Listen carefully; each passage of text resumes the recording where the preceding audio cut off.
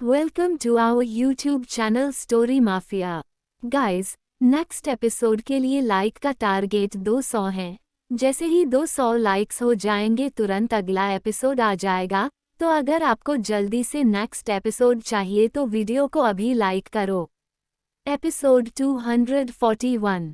वर्चस्व के कॉल के बाद अनाया का दिल अलग सी रिलैक्सेशन की फीलिंग से भर गया था। भले ही वर्चस्व ने उसे कुछ वर्ड्स कहे हों, लेकिन ये वर्ड्स उसके दिल के सबसे करीबी शख्स ने कहे थे, जिससे वह हमेशा ही बहुत ज़्यादा इमोशनल कनेक्ट फील करती थी। अनाया का मूड ठीक हो गया था, लेकिन थोड़ी देर बाद ही उसका मोबाइल फिर से रिंग करने लगा। जब अनाया ने मोबाइल को देखा तो उसकी स्क्रीन पर नव्या का नंबर फ्लैश हो रहा था। अनाया, कियारा, रूबी और दूसरे लोगों के कॉल को इग्नोर कर सकती थी, लेकिन वो इस वक्त नव्या के कॉल को इग्नोर नहीं कर सकी। लेकिन फ़ोन पर फ्लैश होने वाला नाम उसे अंदर ही अंदर परेशान कर रहा था। फाइनली उसने कॉल पिक कर लिया और बोली, हेलो भाभी, मैं कल घर जा रही हूँ। कहते हुए नव्या सीधे पॉइंट पर आ गई। अनाया ने अपनी फीलिंग्स को कंट्रोल किया और धीरे से बोली, हाँ मुझे पता है, मुझे युवी ने बताया था। कुछ सेकंड के लिए फ़ोन पर दोनों तरफ से सन्नाटा पसर गया। अनाया फिर बोली, मिस आहूजा, मैं इसके लिए सच में आपकी बहुत बहुत थैंकफुल हूँ। आप घर जाए और अच्छे से रेस्ट कीजिए। अगर आप फ्यूचर में कभी भी न्यू पैलेस में आएगी तो मैं आपके साथ बहुत अच्छा बिहेव करूँगी। अनाया के वर्ड्स सुनकर नव्या का गला भर गया। उसे ऐसा लगा जैसे अनाया के वर्ड्स में कुछ दूसरा मतलब छुपा हुआ था। अनाया जानबूझकर नव्या के सामने ये शो ऑफ करने की कोशिश कर रही थी कि वर्चस्व उसके बहुत ज़्यादा करीब था और वह उसे फ़ोन पर भी हर बात बता रहा था। नव्या को लगा अनाया ने जानबूझकर यह कहा है कि वह जब भी फ्यूचर में न्यू पैलेस आएगी वह उसके साथ अच्छा बिहेव करेगी। इसका मतलब साफ था, अनाया खुद को वर्चस्व की वाइफ और न्यू पैलेस की मालकिन की तरह इंट्रोड्यूस कर रही थी। फिर नव्या ने अपने मन में आ रहे थॉट्स को झटक दिया और खुद से ही बोली, नहीं, अभी अभी उसने अनाया की जान बचाई थी और इसलिए अनाया उसे स्पेशल ट्रीट करते हुए ऐसा बोल रही थी। नव्या ने वही कहा जो वह कहना चाहती थी। नव्या बोली, भाभी, कुछ ऐसा है जो मुझे नहीं पता कि राज ने आपको बताया है या नहीं। अनाया ने सबकॉन्शियसली अपनी आईब्रो चढ़ा ली और उसे थोड़ा अनकंफर्टेबल फील हुआ, लेकिन फिर भी उसने कुछ नहीं कहा। नव्या फिर बोली, नताशा को जेल में होना चाहिए, लेकिन वास्तव में उसे राज ने ही जेल से बाहर निकाला है। अनाया ने कोई भी रिएक्ट नहीं किया। नव्या बोली, भाभी, आप कुछ बोलती क्यों नहीं, क्या आप सुन रही हैं? नव्या ने सोचा कि अनाया इतनी गुस्से में है कि वो कुछ बोल भी नहीं पा रही है, इसलिए उसने फिर कहा, भाभी, इस मैटर में मेरी भी गलती थी। नताशा ने पहले मेरी हेल्प की थी और मैं उसका कर्ज चुकाना चाहती थी, इसलिए मैंने राज से कहा था कि वो नताशा को जेल से बाहर निकलने दे, लेकिन मुझे उम्मीद नहीं। इससे पहले नव्या की बात पूरी हो पाती अनाया ने शांति से पूछा, लेकिन आपको उम्मीद नहीं थी कि वह मुझे चोट पहुंचाएगी, राइट? का क्या मतलब है? कहते हुए नव्या की स्माइल उसके होठों पर जम गई। अनाया बोली, मुझे इसके बारे में बहुत पहले से पता है, जब नताशा जेल से बाहर आई थी तब से। नव्या को इस कदर शॉक्ड लगा कि वह कुछ बोल नहीं पाई। उसने बेसिकली सोचा था कि अगर वह ये बात अनाया को बताएगी तो अनाया वर्चस्व से झगड़ा करेगी, लेकिन अनाया को इसके बारे में पहले से पता था और उसने वर्चस्व से नफरत नहीं की थी। मिस आहूजा, आप पहले से ही इंजर्ड हैं। अगर आपके पास कहने को कुछ नहीं है तो कॉल डिस्कनेक्ट कर दीजिए। आपको रेस्ट करना चाहिए, अनाया ने शांत आवाज में कहा और कॉल डिस्कनेक्ट कर दिया। लेकिन उसने अपने हाथों की मुट्ठियां कस लीं, उसके नाखून हथेलियों में गड़ गए थे और उसे तेज दर्द होने लगा था। अनाया की हथेली से खून निकलने लगा था और वह तुरंत सिंगल आर्मचेयर पर गिर पड़ी। अनाया का मन उलझन में था, उसका दिल कह रहा था कि वर्चस्व के लिए इतना ज़्यादा हार्टलेस ना बने। और उसका दिमाग का रहा था कि वर्चस्व ने नव्या के कहने पर नताशा को बाहर निकाला है, जबकि वह जानता था कि नताशा उसके लिए खतरा हो सकती है। इस पूरे मैटर में अनाया का दिल दर्द से तड़प रहा था। वह और वर्चस्व प्रेजेंट में बहुत ज़्यादा क्रिटिकल कंडीशन में थे और उनका रिश्ता आधार में लटक रहा था। वर्चस्व ने जो किया वह सच में गलत था। उसने कुछ ऐसा किया था जो उसे नहीं करना चाहिए था। और सबसे बड़ी बात, वर्चस्व उससे बातें छिपाता है। तारांकिन अनाया ने डीएनए रिपोर्ट ले ली और वह हॉस्पिटल के बेंच पर अकेली बैठी थी। उसका दिल अजीब से दर्द से तड़प रहा था और अब तो उसका दुखी होने का भी मन नहीं था। टेस्ट रिपोर्ट का रिजल्ट वैसा ही था जैसा अनाया नहीं चाहती थी। वह और गौरव एक दूसरे के बायोलॉजिकल भाई बहन नहीं थे। गौरव और विशाल का फेस आपस में बहुत मिलता था, इसलिए ये तो शो था कि गौरव रॉय फैमिली का बच्चा ही था। लेकिन उसका नतीजा यह निकला कि अनाया रॉय फैमिली की बेटी नहीं थी। इसका मतलब विशाल रॉय और गौरव की मां उसकी मां नहीं थी। अनाया की मां कभी भी उसे पसंद नहीं करती थी और उसे बहुत मारती पीटती और परेशान करती थी। और विशाल ने भी अनाया को कभी एक पिता की तरह प्यार और सपोर्ट नहीं दिया। लेकिन वह लोग अच्छे या बुरे जैसे भी थे, आखिर वो उसकी फैमिली थी। कम से कम अनाया के पास कहने के लिए एक परिवार तो था। लेकिन अब इस टेस्ट रिपोर्ट के बाद उसके पास वह झूठ भी नहीं बचा था। वह नहीं जानती थी कि वह कहाँ से आई है और उसे कहाँ जाना है। अनाया का दम घुट रहा था, स्पेशली उसे इस बात की बहुत फिक्र थी कि जब गौरव को ये पता चलेगा तो उसका रिएक्शन क्या होगा। गौरव को वेपन्स डिजाइनिंग का जुनून सवार था कि तभी उसका मोबाइल फ़ोन वाइब्रेट होने लगा। उसने कॉल पिक करके आंसर दिया। उसके ऑर्गेनाइजेशन से कॉल था। उसके असिस्टेंट ने कहा, मिस्टर रॉय आपकी सिस्टर हॉस्पिटल में है। कहते हुए असिस्टेंट बीच में ही रुक गया। गौरव उसकी बात सुनकर अपनी चेयर से उछल पड़ा और घबरा कर बोला, क्या हुआ मेरी दीदी को? असिस्टेंट बोला, डोंट वरी सर, आपकी दीदी को कुछ नहीं हुआ। हमें पता चला है कि किसी ने आपके डीएनए का यूज़ किया है और यूज़ करने वाला शख्स आपकी सिस्टर मिस अनाया रॉय हैं। अनाया को कुछ नहीं हुआ। ये जानने के बाद गौरव ने राहत की सांस ली। गौरव जिस ऑर्गेनाइजेशन का मेंबर था, उसने सेक्रेटली गौरव के डीएनए को प्रोटेक्ट करने के लिए हॉस्पिटल में कुछ लोगों का अरेंजमेंट कर रखा था। गौरव ने पूछा, उन्होंने डीएनए किस लिए यूज़ किया है? क्या आप थोड़े इनफॉर्मल होकर सीधे सीधे बता सकते हैं? शार्प माइंडेड गौरव जब भी अपनी बहन से मिलता था वह एक छोटा बच्चा और बेवकूफ़ बन जाता था। इससे कोई फर्क नहीं पड़ता कि मिस रॉय ने क्या किया, यंग मिस्टर रॉय को लगेगा कि वह सही थी।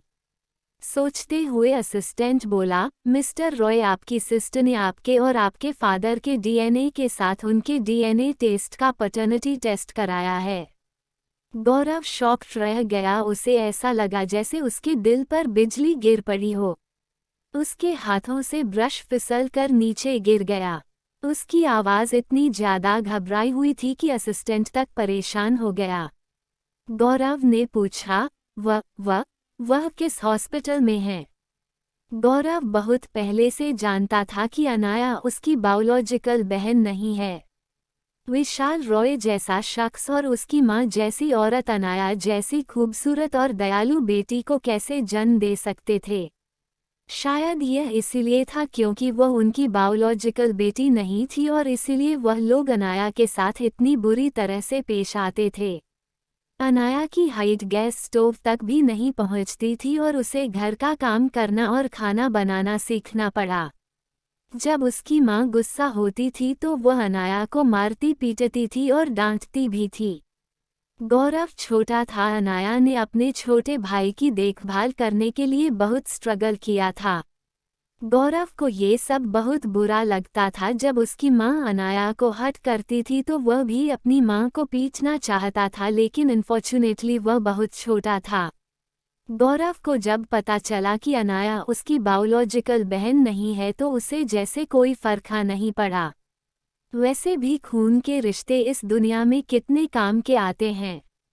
जितना अनाया ने गौरव के लिए किया था, क्या सच में कोई सगी बहन कर सकती थी? कितने ही लोग हैं जो मतलब के लिए एक दूसरे के साथ है। गौरव ने सोच लिया था कि वह ये बात अनाया को जिंदगी भर पता नहीं चलने देगा और वह हमेशा उसकी बड़ी बहन रहेगी, लेकिन फाइनली आज वह राज को अनाया को पता चल गया। गौरव उसे छुपा नहीं सका।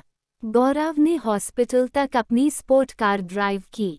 ऑर्गेनाइजेशन ने हॉस्पिटल के एंट्रेंस पर ही ऑलरेडी किसी का अरेंजमेंट कर रखा था। गौरव जितनी स्पीड से कार चला रहा था, वह शख्स हैरान हो गया और उसने गौरव को देखते हुए घबराकर कहा, मिस्टर रॉय, आप इस तरह से इतनी तेज कार ड्राइव नहीं कर सकते। आपकी बॉडी इस तरह से बर्बाद होने के लिए नहीं है। चुप रहो। गौरव ने उसकी तरफ घूर कर देखा और उस आदमी ने तुरंत अपना मुंह बंद करके अपने होठों पर जिप लगा ली। वह नहीं जानता था कि इतनी कम उम्र में इस लड़के की ऑरा इतनी ज्यादा स्ट्रांग कैसे थी। गौरव ने पूछा, कहाँ है मेरी दीदी? मिस रॉय 6 फ्लोर पर है, उन्होंने 10 मिनट पहले ही टेस्ट रिपोर्ट ली है। उनके साथ एक डॉक्टर है जिसका नाम काव्या शर्मा है, जो युवराज वर्चस्व प्रताप सिंह की खास मानी जाती हैं। असिस्टेंट ने धीरे से कहा। गौरव चलते चलते ये सारी बातें सुन रहा था और वह एलिवेटर की तरफ बढ़ गया। जैसे ही एलिवेटर 6th फ्लोर पर पहुंची, गौरव ने असिस्टेंट को वहां से चले जाने और उसका पीछे न आने का इशारा किया। 6th फ्लोर पर ज्यादा लोग नहीं थे। अनाया उसे बेंच पर सामने बैठे हुए नजर आ गई। उसके हाथों में कागज का टुकड़ा था और वह दुबली पतली सी लड़की अपनी आंखें झुकाए बैठी थी और उसके फेस पर कोई भी एक्सप्रेशन नहीं थे। लेकिन ऐसा लग रहा था कि उसके दिल को बहुत हर्ट हुआ है। गौरव का दिल जोर जोर से धड़कने लगा। उसकी आगे बढ़ाने की हिम्मत नहीं हो रही थी।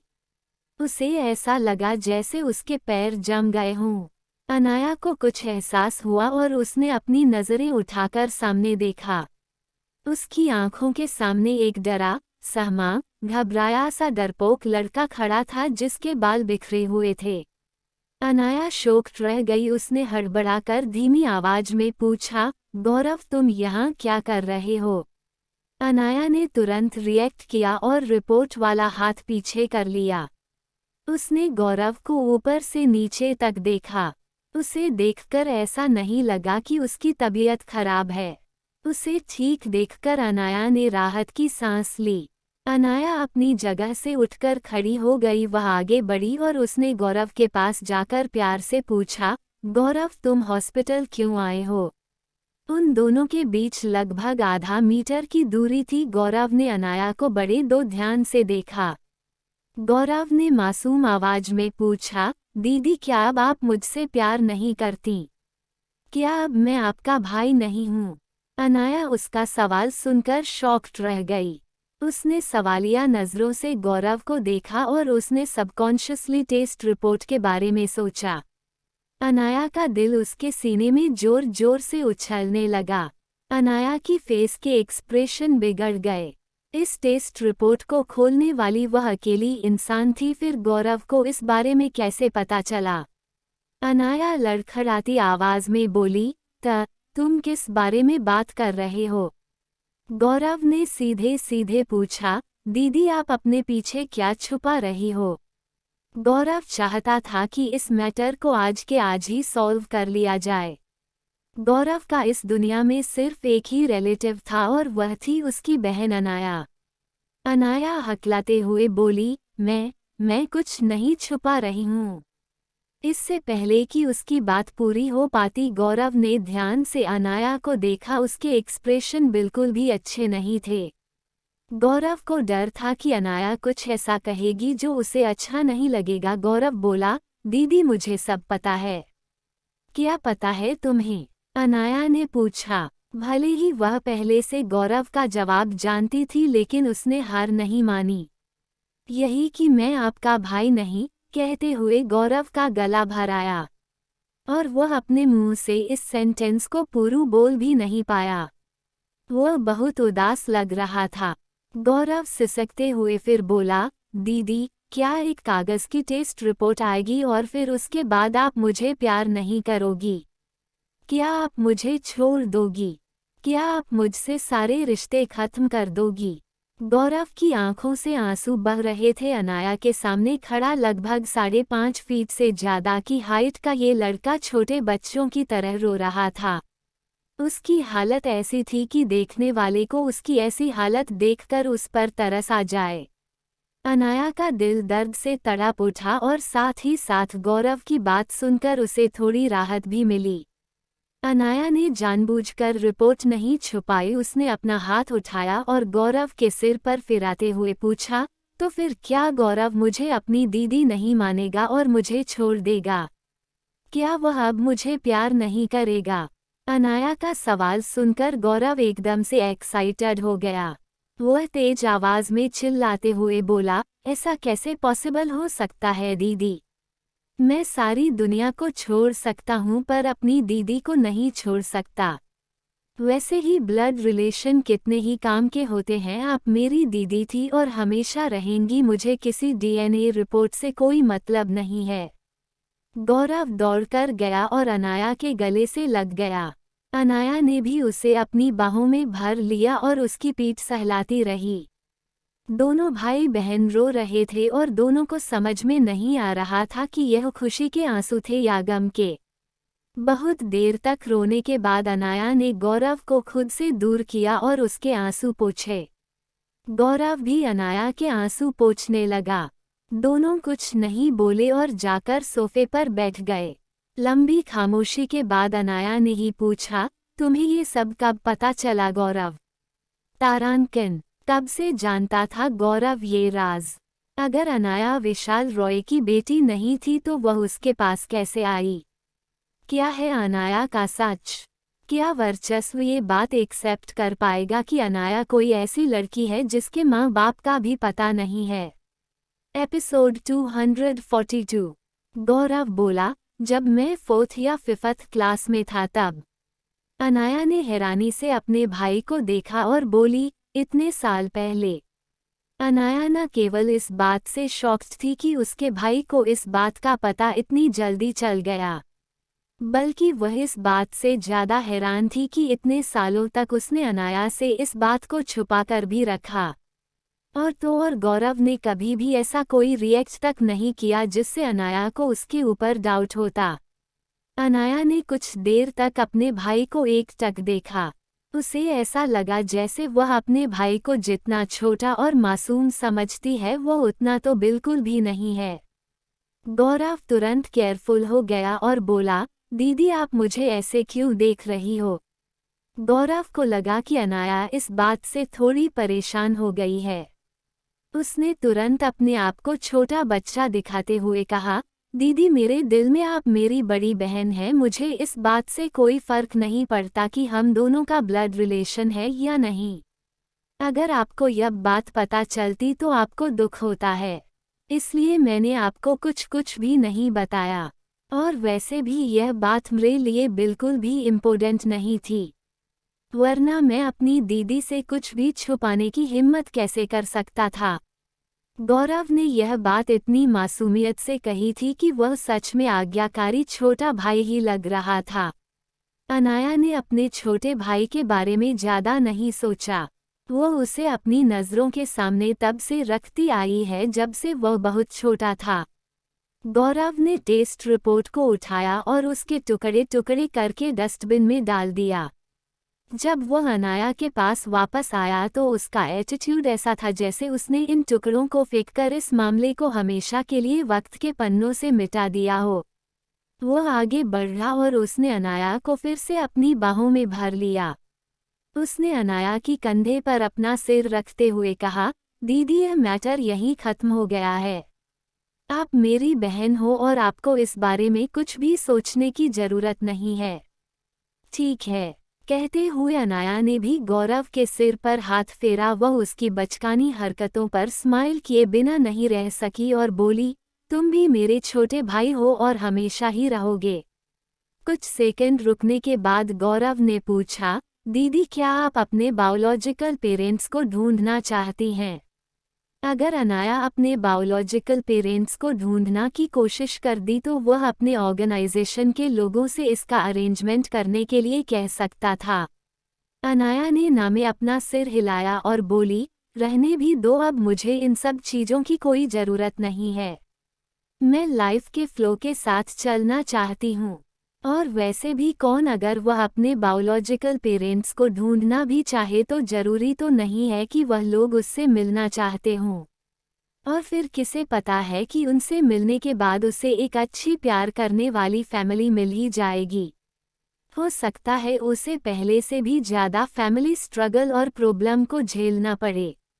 अनाया बोली, गौरव, तुम मेरी फैमिली हो और जब तुम मेरे पास हो तो मुझे किसी की ज़रूरत नहीं है। काव्या अपने केबिन से बाहर आई तो उसने सोफे पर अनाया और गौरव को बैठे हुए देखा। उसने अनाया से उसकी रिपोर्ट के बारे में नहीं पूछा और उसकी नज़रें जाकर गौरव के ऊपर ठहर गईं। लास्ट टाइम गौरव जब अनाया को ढूंढने के लिए हॉस्पिटल से भागा था, तब वर्चस्व उसे यहाँ लेकर आया था और काव्या उसकी टेम्पररी डॉक्टर बनी थी। उस वक्त गौरव बहुत दुबला और गंजा था, लेकिन अब उसके बाल बड़े हो गए थे और वह काफी हैंडसम लग रहा था। हेलो डॉक्टर शर्मा, गौरव ने स्माइल करते हुए काव्या को ग्रीट किया। अनाया काव्या से गौरव की बोनमेरो के बारे में बात करना चाहती थी, लेकिन तभी उसके मोबाइल पर किसी अननोन नंबर से कॉल आ गया। अनाया ने जैसे ही कॉल रिसीव किया, सामने वाले ने पूछा, क्या मैं मिस अनाया रॉय से बात कर रहा हूँ? अनाया बोली, जी हाँ, मैं ही अनाया हूँ। सिक्योरिटी ऑफिसर बोला, मिस रॉय, यहाँ एयरपोर्ट पर सिक्योरिटी डिपार्टमेंट को एक फॉरेनर लड़की मिली है जिसके पास कोई भी डॉक्यूमेंट और पासपोर्ट नहीं है। हमें डाउट है कि वह इलीगल तरीके से कंट्री में एंटर हुई है। उसने कहा है कि वह यहाँ सिर्फ आपको जानती है, क्या आप उसे जानती हैं? सिक्योरिटी ऑफिसर की बात सुनकर अनाया शॉक्ड रह गई। गौरव ने ईयरपीस से हल्की सी आवाज़ सुनी और ठहाका लगाकर हंस पड़ा और सोचा, ये लिटिल इडियट कुछ भी अच्छा नहीं कर सकती। अनाया ने जैसे ही नज़र उठाकर गौरव को देखा, गौरव को फौरन याद आया वह एक हॉस्पिटल में है और उसने तुरंत अपना मुंह बंद कर लिया। लेकिन उसकी आंखों के सामने कियारा का छोटा सा फेस और उसकी बड़ी बड़ी हल्की नीली आंखें और बार बार झपकती हुई पलकें घूमने लगीं। उसे ऐसा लगा जैसे अगर वह नहीं हंसा तो उसके लंग्स ब्लास्ट हो जाएंगे। अनाया बोली, हाँ, मैं उसे जानती हूँ। सिक्योरिटी ऑफिसर बोला, प्लीज़ मैडम, उसके डॉक्यूमेंट लेकर यहाँ उसे पर्सनली लेने के लिए आइए। कियारा के पास अपने डॉक्यूमेंट नहीं थे क्योंकि उसका पासपोर्ट खो गया था। अनाया कियारा के लिए ये सारी प्रोसेस नहीं कर सकती थी, इसलिए उसने मोंटी को कॉल कर दिया। मोंटी ने बहुत स्पीड के साथ ये सारी प्रोसेस की और एम्बेसी कॉल करके सारा अरेंजमेंट कर दिया और फिर पर्सनली वह कियारा को हॉस्पिटल लेने भी आया। मोंटी को यहाँ गौरव के मिलने की उम्मीद नहीं थी। उसने अपने बॉस के ब्रदर इन लॉ को सिर झुकाकर ग्रीट किया और दोनों लोगों को कार में ले गया। मोंटी ने कहा, मैडम, पहले सीधे एयरपोर्ट चलते हैं। एम्बेसी से कोई कुक्कू मैडम के डॉक्यूमेंट लेकर वही आएगा। गौरव ने मोंटी को चिढ़ाते हुए कहा, स्पेशल असिस्टेंट मिस्टर शेरगिल कुछ ज़्यादा ही स्किल्ड हैं। मोंटी ऑकवर्ड तरीके से स्माइल करते हुए बोला, यह कोई पहली बार नहीं है जब कुक्कू मैडम ने अपना पासपोर्ट खो दिया है। गौरव फिर से ठहाका लगाकर हंसा और बोला, practice makes perfect. Anaya document लेकर सीधे सिक्योरिटी डिपार्टमेंट चली गई। जैसे ही वह अंदर पहुंची उसने देखा कि एक छोटी गोरी फॉरेनर लड़की सोफे पर बैठी है और बेरियत से अपने नाखून चबा रही है। उसे देखकर गौरव के फेस पर अनजाने में ही स्माइल आ गई। रिसेप्शन पर बैठी यंग लड़की अनाया को देखकर खुश हो गई। वह अनाया की फैन थी। यह पहली बार था जब उसने अनाया को अपनी आंखों के सामने देखा था। वो इतनी ज़्यादा एक्साइटेड थी कि अनाया के ऊपर से अपनी नज़रें नहीं हटा पा रही थी। उसकी आंखें हैरानी से बड़ी हो गईं। वह सोच रही थी कि युवराज वर्चस्व ने ऐसे कौन से पुण्य किए होंगे जो अनाया जैसी लड़की से उसकी शादी हो गई, जिसके दीवाने लड़के ही नहीं लड़कियां तक हैं। अनाया, कहते हुए कियारा गुस्से से उठकर खड़ी हो गई और उसने रिसेप्शन पर बैठी लड़की को घूर कर देखा और बोली, ये तुम मेरी भाभी को ऐसे क्यों देख रही हो? क्या तुम मेरी भाभी को मेरे भाई से छीनना चाहती हो? पहले वह हैरी पांचाल उसकी भाभी को छीनना चाहता था और अब ये लड़की भी पागलों की तरह उसकी भाभी को देख रही थी। अनाया अपना सिर पीट लेना चाहती थी। इस लड़की का रिएक्शन किस तरह का था? आखिर एक लड़की उसे क्यों ही छीनने की कोशिश करेगी? सिक्योरिटी डिपार्टमेंट को जब कियारा की आइडेंटिटी पता चली तो वो कियारा को अरेस्ट करने की वजह से थोड़ा डरा हुआ था। अनाया ने स्पेशली अपनी छोटी नंद की तरफ से सिक्योरिटी डिपार्टमेंट के ऑफिसर से माफ़ी मांगी और उसे डॉक्यूमेंट दे दिए। अनाया बोली, कियारा तुम अकेली क्यों घूम रही हो? तुम्हारे बॉडीगार्ड कहाँ? अनाया ने देखा कि उसके पास कोई भी बॉडीगार्ड नहीं थे। अनाया का सवाल सुनते ही कियारा नाराज हो गई। उसके भाई ने कहा था कि अनाया पूरी तरह से हेल्दी और सेफ है, लेकिन अनाया को सच में उसकी कोई फिक्र नहीं थी। कियारा ने अनाया को इतने सारे टेक्स्ट भेजे, कॉल किया, लेकिन अनाया ने एक का भी जवाब नहीं दिया। वो इतने गुस्से में थी कि अपने पैर पटक लिए। कियारा सुबह जागने के बाद तुरंत हॉस्पिटल पहुंची। वह अनाया को देखना चाहती थी, लेकिन उसकी हार्टलेस भाभी ने क्या किया? अब जब कियारा अनाया के सामने थी तो वह इतनी फिक्र दिखा रही थी। जब से उसकी सारी फिक्र कहाँ चली गई थी? वह अनाया से मिलने के लिए फ्लाइट में बैठ गई और उसका पासपोर्ट खो गया।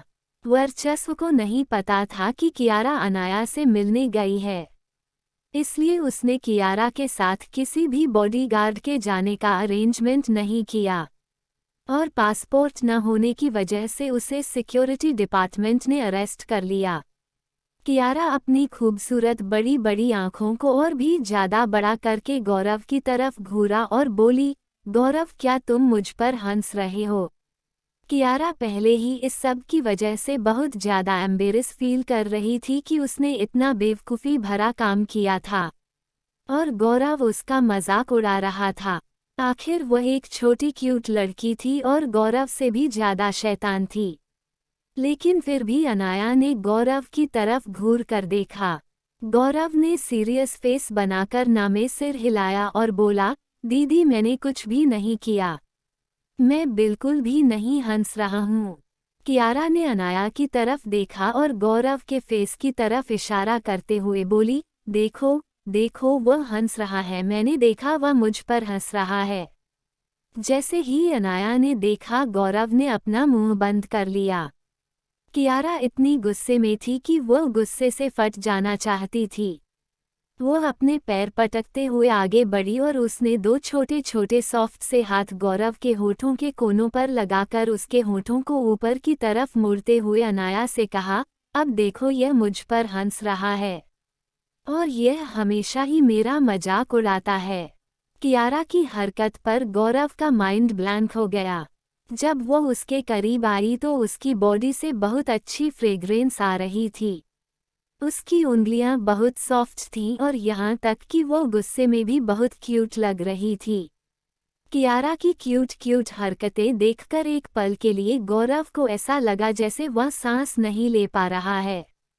वह सिर्फ अपने दिल की बेकाबू होती हुई धड़कनों को सुन सकता था, लेकिन कियारा को अभी भी नहीं पता था कि उसने गौरव का क्या हाल बना दिया था। अनाया ने कियारा को कई बार समझाया और कहा कि वह तुम पर नहीं हंस रहा है। अनाया भगवान का शुक्र मना रही थी कि कम से कम गौरव कियारा के सामने उस तरह से तो नहीं हंसा जैसे वह हॉस्पिटल में हंसा था। गौरव पर अपना गुस्सा निकालने के बाद कियारा ने फिर से अनाया को टारगेट करते हुए कहा, अनाया आप ऐसा कैसे कर सकती हो? आप वापस आ गई तो आपने मुझे क्यों नहीं बताया? मैं आपकी असिस्टेंट हूँ, मैं आपके साथ हर जगह जाऊंगी और पर्सनल लाइफ में भी मैं आपकी नंद हूँ। आपको मुझे अपने साथ लेकर आना चाहिए था। आपकी हिम्मत कैसे हुई मुझे वहां अकेला छोड़कर आने की? अकेले वर्ड सुनकर अनाया ने हेल्पलेस होकर कहा, अकेला कहाँ छोड़ा मैंने तुम्हें? वहां तुम्हारा भाई और नव्या भी तो थी।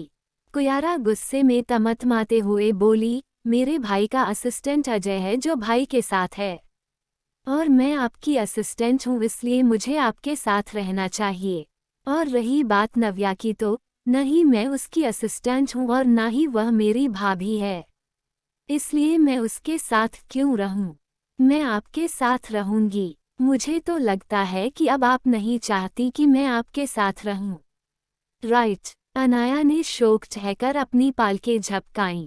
ये लड़की इतनी जल्दी इंक्लूजन पर कैसे पहुंच गई थी कि वो नहीं चाहती कि अब वह आगे उसकी असिस्टेंट रहे।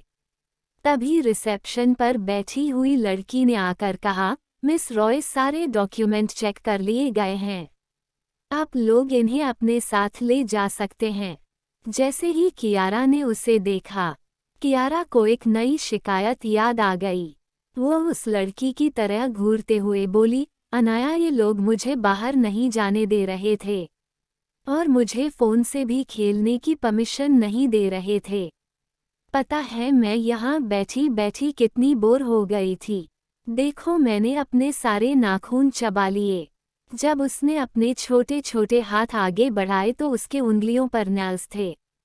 कियारा फौरन बोली, ओह, ये नाखून जो तुम देख रही हो वह तो अभी अभी इतने बड़े हुए हैं। अनाया को समझ में नहीं आ रहा था वह हंसे या रोए। उसने कियारा को दिलासा दिया और बोली, कोई बात नहीं, चलो यहाँ से चलते हैं।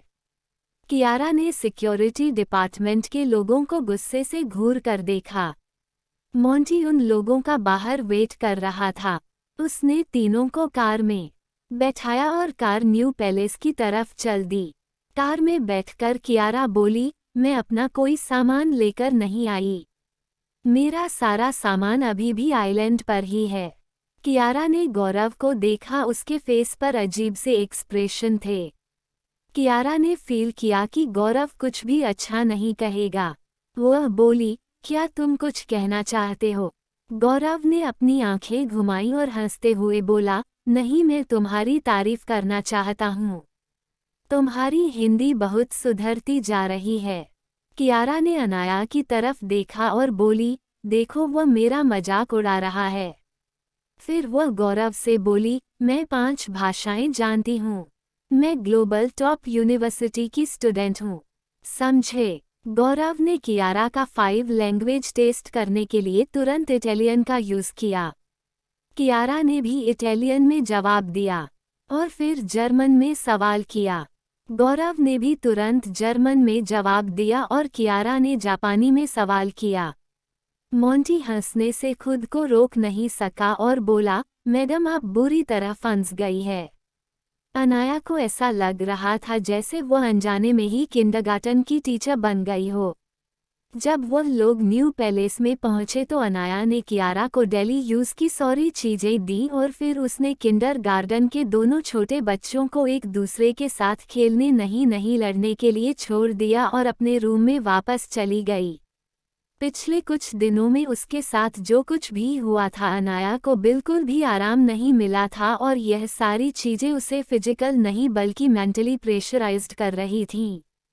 गौरव का रिएक्शन अनाया के लिए बदकिस्मती के बीच भगवान का बहुत बड़ा आशीर्वाद था। अनाया ये सब सोच ही रही थी कि उसका मोबाइल फ़ोन रिंग करने लगा। तारांकिन, किसका फ़ोन है अनाया के मोबाइल पर? क्या ये कोई फिर से बुरी खबर है? गौरव अनाया का भाई नहीं है ये जानने के बाद गौरव और कियारा की लव स्टोरी को अब वर्चस्व एक्सेप्ट करेगा या नहीं? एपिसोड 243। अनाया ने मोबाइल फ़ोन की स्क्रीन पर देखा तो वर्चस्व का नंबर फ्लैश हो रहा था। अनाया ने फ़ोन रिसीव कर लिया और बोली, हेलो। सामने से वर्चस्व की आवाज़ आई। अनाया चुप थी। उसे समझ में नहीं आ रहा था कि क्या कहे। उन दोनों को एक दूसरे से दूर हुए मुश्किल से 4 दिन भी नहीं हुए थे, लेकिन ऐसा लग रहा था जैसे उन्होंने बहुत लंबे वक्त से एक दूसरे को नहीं देखा है। वर्चस्व ने ही खामोशी तोड़ते हुए कहा, अनाया मैं कल वापस आ रहा हूँ, मैंने नव्या को उसके घर भेजने की अरेंजमेंट कर दिया है। अनाया ने पूछा, क्या अब वह ठीक है? वर्चस्व बोला, अनाया उसकी चोट इतनी भी ज्यादा सीरियस नहीं है जितनी तुम समझती हो। मैंने यह बात तुम्हें पहले भी बताई थी। वर्चस्व अच्छी तरह जानता था कि नव्या जिस तरह से चिल्ला रही थी उसकी चोट इतनी भी ज्यादा सीरियस नहीं थी। हालांकि अगर नव्या की जगह अनाया को चोट लगी होती तो शायद वर्चस्व ये बात इतने नॉर्मल तरीके से नहीं कह रहा होता। अनाया ने अपने होंठ सिकोड़ लिए। कुछ सेकंड बाद वर्चस्व प्यार भरी आवाज में बोला, मिसेज सिंह मैं कल वापस आ रहा हूँ। क्या आप मुझे एयरपोर्ट पर लेने आएंगी? अनाया ने पूछा, कितने बजे? वर्चस्व बोला, सुबह 8 बजे। अनाया बोली, 8 बजे बहुत जल्दी हो जाएगा, मैं आपका घर पर वेट करूंगी और फिर गौरव और कियारा भी न्यू पैलेस में ही हैं। वर्चस्व जानता था कि वो उसे लेने नहीं आना चाहती। अनाया के लिए सुबह 8 बजे कोई जल्दी नहीं था। वर्चस्व अपने धीरे से आह भरी और कॉम्प्रोमाइज कर लिया। प्लेन जाने के लिए रेडी था लेकिन उसने टेक ऑफ नहीं किया था। नव्या ने विंडो से बाहर वर्चस्व को देखा। उसने अपने कान पर फोन लगा रखा था, उसकी आंखों में प्यार नजर आ रहा था और उसके एक्सप्रेशन ही बता रहे थे कि वह जिससे बात कर रहा है वह उसके बहुत क्लोज है। नव्या को समझते हुए देर नहीं लगी कि फोन पर दूसरी तरफ अनाया है। ये समझते ही नव्या के दिल पर जहर बुझी सुइयां चुभने लगीं। मिस आहूजा, हम टेक ऑफ करने वाले हैं। क्या मैं आपकी सीट बेल्ट बांध दूं? मेडिकल स्टाफ ने जी जागते हुए पूछा। नव्या ने कुछ सेकंड तक घूरकर मेडिकल स्टाफ मेंबर को देखा और फिर लंगड़ाते हुए अपनी सीट से उठकर खड़ी हो गई और कोबिन डोर पर जोर जोर से मारते हुए बोली, प्लीज दरवाजा खोलो, प्लीज खोलो, दरवाजा खोलो। स्टाफ मेंबर्स ने हेल्पलेस होकर एक दूसरे को देखा और डोर फिर से ओपन कर दिया। वर्चस्व ने अभी कॉल डिस्कनेक्ट किया था। जब उसने अपना सिर टर्न किया तो नव्या डोर पर खड़ी थी और लंगड़ा रही थी। उसे देखकर वर्चस्व की आईब्रो चढ़ गईं। नव्या का पूरा फेस लाल हो रहा था। वह अपनी आंखों में आंसू भरते हुए बोली, राज मैं वापस नहीं जाना चाहती। प्लीज मुझे वापस मत भेजो, मैं यही रहना चाहती हूँ। Please Raj, please. उसकी हालत ऐसी थी कि देखने वालों को उस पर तरस आ जाए। लेकिन अफसोस की बात ये थी कि उसके सामने इस वक्त अनाया नहीं वर्चस्व था जिसे उस पर जरा सा भी तरस नहीं आया। वर्चस्व ने कुछ भी नहीं कहा और मेडिकल स्टाफ से नव्या को उठाने के लिए इशारा किया। नव्या को लगा कि वर्चस्व जो कर रहा है वो उसके लिए केयरिंग और कंसर्निंग होकर कर रहा है। उसके दिल में थोड़ा सुकून मिला और उसने रोते हुए कहा, राज मैं वापस नहीं जाना चाहती। अब तो मेरी भाभी के साथ भी अच्छी बनती है। भाभी मुझे इस हालत में कभी भी वापस नहीं भेजती। मैं यही रहना चाहती हूँ। प्लीज नहीं, तुम्हारा घर यहाँ नहीं है। तुम्हें अपनी फैमिली के साथ होना चाहिए। मैंने तुम्हारे भाई को पहले ही इन्फॉर्म कर दिया है, वह तुम्हें लेने एयरपोर्ट पर आ जाएगा। वर्चस्व में सीधे सीधे मना कर दिया और वह नव्या की बातों से जरा भी इन्फ्लुएंस नहीं हुआ। राज मैं आपसे रिक्वेस्ट करती हूँ, प्लीज मुझे मत भेजिए, नव्या ने सिसकते हुए कहा। अगर वह यहाँ से चली गई तो उसे नहीं पता कि उसे फिर वर्चस्व के पास आने का कोई चांस मिलेगा या नहीं, इसलिए वह जाना नहीं चाहती थी। वर्चस्व ने टाइम वेस्ट नहीं किया और मेडिकल स्टाफ को फिर से इशारा किया। मेडिकल स्टाफ नव्या को लेकर और उसे सीट पर बैठा दिया।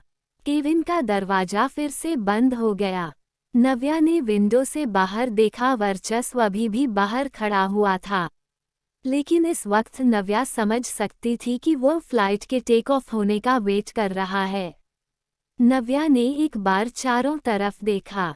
ये वर्चस्व का प्राइवेट जेट था जो उसने नव्या को भेजने के लिए अरेंज किया था। ये किसी लग्जरियस सूट की तरह लग रहा था और इसमें कंट्री के बेस्ट डॉक्टर और नर्स का मेडिकल स्टाफ भी था। नव्या की आंखों से आंसू बारिश की बूंदे की तरह लगातार टपक रहे थे। सब कुछ था, लेकिन वह जिस शख्स को अपने पास चाहती थी इस वक्त वही उसके साथ नहीं था। मिस आहूजा, हम टेक ऑफ करने वाले हैं।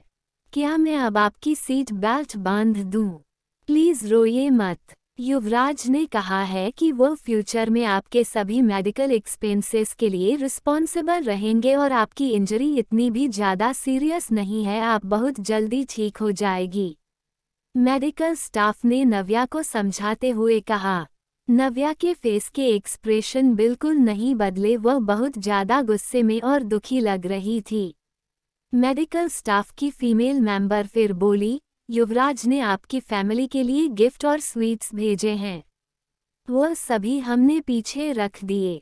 क्या तुम्हें ऐसा लगता है कि मुझे गिफ्ट, स्वीट्स और मेडिकल एक्सपेंसेस के थोड़े से पैसों की ज़रूरत है? नव्या ने उसे बीच में ही रोकते हुए कहा। आसपास के लोग एक दूसरे को देखने लगे। नव्या फिर बोली, राज ने मुझे यहाँ नहीं रुकने दिया, इसलिए तुम लोग मेरा मजाक उड़ा रहे हो। तुम्हारी हिम्मत कैसे हुई मुझ पर हंसने की? इस वक्त नव्या को ऐसा लग रहा था कि वो अनाया नाम की मुसीबत को वर्चस्व और अपने बीच से ही नहीं बल्कि इस दुनिया से ही विदा कर दे।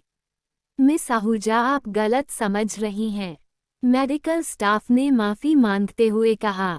स्टाफ मेंबर एक साथ इकट्ठा हुए और बुलाएं, पहले मैं मिस आहूजा को बहुत अच्छा समझती थी, लेकिन यह अपनी छोटी सी चोट दिखाकर युवराज को फंसाना चाहती है।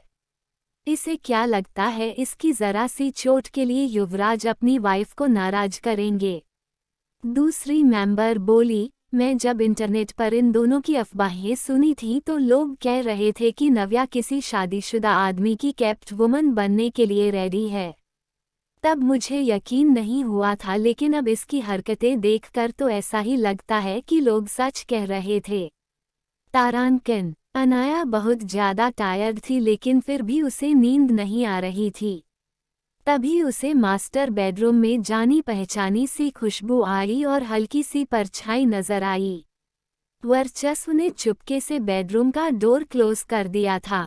रूम की लाइट ऑन नहीं थी, लेकिन पर्दों से छनकर हल्की रोशनी रूम में बिखर रही थी। वर्चस्व अनाया की तरफ चला गया और बेड के साइड में बैठ गया।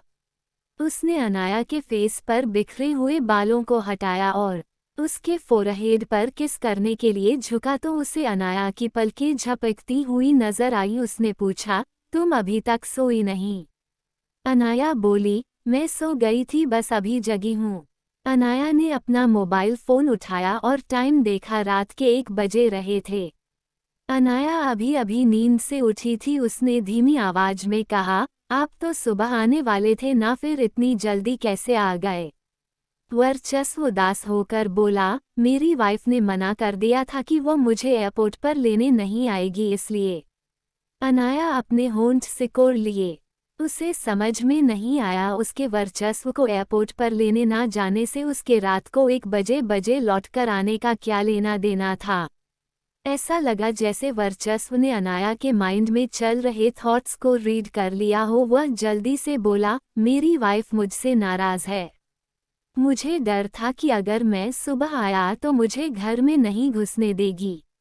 अनाया ने अपनी आंखें घुमा ली और सोचा, ये घर आपका है, किसमें इतनी हिम्मत है कि आपको अंदर ना आने दे।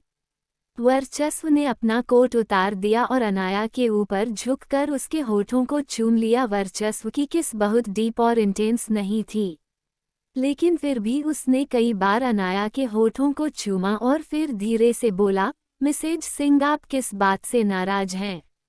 वर्चस्व की आवाज़ बहुत ज़्यादा सॉफ्ट और स्वीट थी और उसमें साफ साफ अनाया से मन जाने की रिक्वेस्ट झलक रही थी। अनाया कोई भी फालतू बातें नहीं करना चाहती थी। वह बोली, मैं नाराज नहीं हूँ। वर्चस्व बोला, अगर आप नाराज नहीं है तो फिर मुझे एयरपोर्ट पर लेने क्यों नहीं आई? हालांकि वर्चस्व ने कई सारी नोवेल्स और मूवीज में देखा था कि लड़कियों के दिल में क्या चलता है ये कभी कोई समझ नहीं सकता। लेकिन वह इस वक्त अपने आप को बहुत ज़्यादा लकी फील कर रहा था और खुश होने वाली बात ये थी कि कम से कम वह अपनी वाइफ के दिल का हाल समझ तो सकता है और उसे अब तक पता है कि उसकी वाइफ नाराज है। अनाया ने सोचा, क्या पहले आप भी मुझे एक बार एयरपोर्ट पर लेने आने की जगह नव्या के पास नहीं चले गए थे? मैंने सोचा कि इस बार हिसाब बराबर कर लूं। फिर उसने अपने माइंड में आने वाले थॉट्स को कंट्रोल कर लिया और बोली, मुझे इमोशनली इन सब चीज़ों को डाइजेस्ट करने के लिए थोड़ा वक्त चाहिए। इतना कह कप वह ब्लैंकेट में सिकुड़ गई और उसने अपना मुंह छुपा लिया। वर्चस्व इतना गुस्से में था कि वो हंसना चाहता था। उसने अनाया को ब्लैंकेट से बाहर खींच लिया और उसकी चिन को पकड़ते हुए बोला, किस तरह का मेंटल डाइजेस्टमेंट? अनाया, मैं तुम्हारा हस्बैंड हूँ, नव्या का नहीं। मैं हॉस्पिटल में था क्योंकि तुमने मुझे रहने के लिए कहा था। तुम किस तरह की बातें कर रही हो? यहाँ तक कि अनाया ने उसकी कजिन सिस्टर कियारा के सामने वर्चस्व को डांटा भी था और उसे गिल्टी फील कराया। लेकिन फिर भी वर्चस्व ने कुछ नहीं कहा। वर्चस्व में बेडसाइड लैंप ऑन कर लिया और अनाया की तरफ देखा। अनाया के फेस पर थोड़ा गिल्ट था। उसने अनाया के सिर को पकड़ा और उसके होठों पर अपने होंठ रख दिए। बहुत देर तक उसे चूमने के बाद वर्चस्व ने अनाया के सीने में अपना मुंह छुपा लिया और गहरी सांस ली। अनाया से मिल्क जैसी स्वीट वाली खुशबू आ रही थी। वर्चस्व के दिमाग में एक बार फिर यह ख्याल आया कि अगर उसकी बेटी हुई तो वह बिल्कुल अनाया जैसी स्वीट और क्यूट होगी और उससे अनाया की जैसी ही फ्रेग्रेंस आना चाहिए। उसने सोचा, मुझे क्यूट बेटी चाहिए। हालांकि फिलहाल तो वह सिर्फ इसके बारे में सोच ही सकता था। डीएनए रिपोर्ट आ गई है। मैं रॉय फैमिली की बेटी नहीं हूँ, अनाया ने अपने वापस आने का पर्पस बताते हुए कहा। वर्चस्व बोला, यह अच्छा हुआ। वह चाहता भी नहीं था कि उसकी वाइफ का विशाल, मोनिका और नताशा जैसे घटिया लोगों से कोई भी रिलेशन हो। अनाया ने दुखी होकर कहा, मेरा गौरव के साथ भी कोई ब्लड रिलेशन नहीं है। वर्चस्व लापरवाही से बोला, मेरा अनंत प्रताप के साथ ब्लड रिलेशन होने का क्या फ़ायदा है? ऐसे ब्लड रिलेशन जिंदगी में मुसीबत को बढ़ाने के लिए होते हैं। वर्चस्व की बात सुनकर अनाया थोड़ी शॉक्ड हो गई और बोली, क्या आपको मेरे और गौरव के रिलेशन की कोई फिक्र नहीं है? वर्चस्व तंज करते हुए बोला, हाँ, मुझे फिक्र है कि वह चिपकू लड़का मेरी खूबसूरत वाइफ से चिकेगा और दीदी दीदी बोलकर फ़ायदा उठाएगा। अनाया ने वर्चस्व को मारा और गुस्से में घूरते हुए बोली, आप किस तरह की बकवास बातें कर रहे हैं? वर्चस्व ने मन ही मन सोचा, अगर वो मुसीबत तुम्हारा भाई नहीं है तो फिर मैं उसे क्यों झेल रहा हूँ? अगर यह सब फ़ायदा उठाना नहीं है तो और क्या है? जहाँ तक गौरव और अनाया के रिलेशन की बात थी, वर्चस्व को कभी भी इस बात की फिक्र नहीं हुई। हालांकि उस गंजे, चिपकू और इरिटेटिंग ब्रदर इन लॉ ने वर्चस्व के सामने अनाया से अपने रिश्ते के लिए बहुत बड़ी बड़ी डींगें हाँकी थीं, जिन्हें वर्चस्व भूल नहीं सकता था। लेकिन फिर भी वह सारी बातें ऐसी नहीं थीं कि वर्चस्व उनकी फिक्र करता। वर्चस्व वॉशरूम गया और शॉवर लेने के बाद जल्दी से लौट आया। उसने अनाया को अपनी बाहों में खींच लिया और बोला, सो जाओ स्वीटहार्ट। हालांकि अनाया सोच रही थी कि वर्चस्व कुछ करेगा, लेकिन वर्चस्व ने कुछ भी नहीं किया और अनाया को अपनी बाहों में लेकर सीने से लगा लिया। अनाया ने पूछा, क्या नताशा मिल गई? वर्चस्व बोला, हमारे लोग उसे ढूंढ रहे हैं। अनाया को पता चला कि वर्चस्व नताशा को नहीं ढूंढ पाया तो उसे दिल ही दिल में थोड़ी बेचैनी हुई और लगा कि कुछ तो गलत है। वर्चस्व के वापस आने के बाद अनाया को मैजिकल तरीके से बहुत अच्छी नींद आई और वह सुबह देर तक सोती रही। कियारा और गौरव नाम के किंडरगार्टन के दोनों स्टूडेंट सुबह से ही अपने लड़ाई के काम पर लग गए थे। जैसे ही अनाया नीचे उतरकर आई, कियारा ने अपनी शिकायतों का पिटारा खोल दिया। गौरव ने 3 बार नामे सिर हिलाया और बोला, दीदी मैंने कुछ भी नहीं किया, उसकी बातों में मत आना। वर्चस्व काफी दिनों से अपने काम पर फोकस नहीं कर पा रहा था, इसलिए आज उसे कंपनी ऑफिस जाना था और वह सुबह सुबह बाहर निकल गया। जब कियारा ने उसे जाते हुए देखा तो उसके पीछे दौड़ती हुई गई और बोली, भाई रुके। वर्चस्व बेंटली ऑफिस जाने के लिए तैयार थी। कियारा को देखकर उसने विंडो ग्लास नीचे किया तो कियारा ने विंडो से सिर अंदर से डाला और वर्चस्व उसके कान में फुसफुसाते हुए बोली, भाई मैं आपको एक बात साफ साफ बता दूं। मैं सिर्फ अनाया को अपनी भाभी मानती हूँ। मुझे नव्या बिल्कुल पसंद नहीं है। वर्चस्व को बिल्कुल समझ में नहीं आया कि उसकी इडियट बहन के दिमाग में क्या चल रहा है। वह कियारा से बोला, मेरी वाइफ सिर्फ अनाया ही है, और वैसे भी नव्या शौर्य को पसंद करती है। कियारा ने नाराजगी से कहा, भाई मैं आपको बता दूं, हो सकता है जब तक शौर्य भाई यहाँ नहीं है नव्या ने सोचा हो कि तब तक वह आपको भी पसंद कर लेती है। कुछ लोगों को इस तरह से डबल क्रॉस करने में कोई प्रॉब्लम नहीं होती।